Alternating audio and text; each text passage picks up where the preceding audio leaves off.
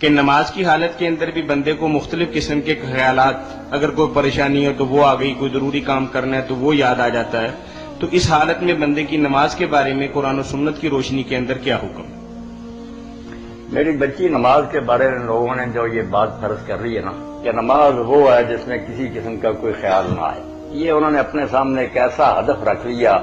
جو کوئی حاصل نہیں کر سکتا، نہ کسی نے ایسی نماز کبھی پڑھی ہے نہ کوئی پڑھ سکتا۔ یہ بھی ایک شیطانی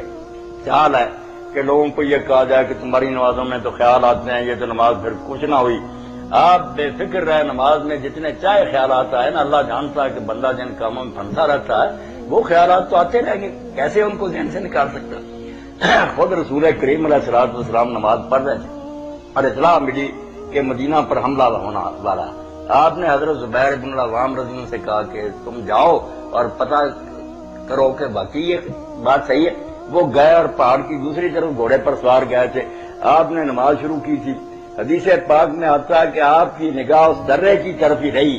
جدھر سے حضرت زبیر نے آنا تھا، وہی خیال آپ کو رہا کہ پتہ نہیں کیا تھا۔ وہ جب اترے پہاڑ سے انہوں نے ہاتھ کے اشارہ سے اس طرح کہا کہ اللہ کے رسول کوئی بات نہیں، پھر آپ نے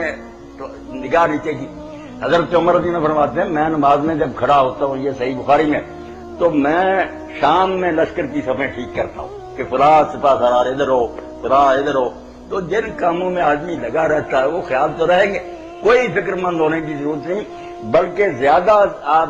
غور کریں تو جن لوگوں کو نماز میں خیالات آتے ہیں نا، ان کی نماز ان سے بہتر ہے جو صوفی لوگ پڑھتے ہیں، کوئی خیال نہیں آتا۔ یہ تو ایسے ہی ہے کہ ایک آدمی کو شیطان آزما ہی نہیں رہا، خیال جس کو آ رہا ہے اس کو تو وہ جس طرح ڈاکو آتے ہیں بھرے گھر میں، وہ اس بیچارے کو تنگ کر رہا، مگر یہ کہہ رہا بے شک تو جتنا چاہے مجھ کو پریشان کر، میں اللہ کا حکم بہرحال مانوں، یہ تو اس کے منہ پر جھوٹ مار رہا ہے۔ تو یہ نماز بہت اعلیٰ، پریشان ہونے کی ضرورت نہیں۔ باقی ایک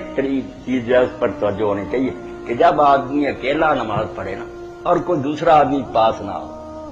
جو ڈسٹرب نہ ہو، تو آدمی کو چاہیے کہ جو پڑھے نا ذکر اذکار رکوع میں، سجدے میں، الحمد میں، کوئی نماز نہیں، وہ کم از کم اتنی آواز سے پڑھنی چاہیے کہ اپنے کانوں تک آواز آئے۔ اس طرح سے انشاءاللہ خیالات بھی دفع ہوں گے اور اس کا دھیان بھی جو وہ آواز کان میں اس کی طرف ہوگا۔ سارے اذکار ذرا نا اونچی آواز سے کرے، یہ تجربہ کر کے آپ دیکھیں انشاءاللہ فاسد خیالات بہت حد تک دور ہو جائیں۔ انشاءاللہ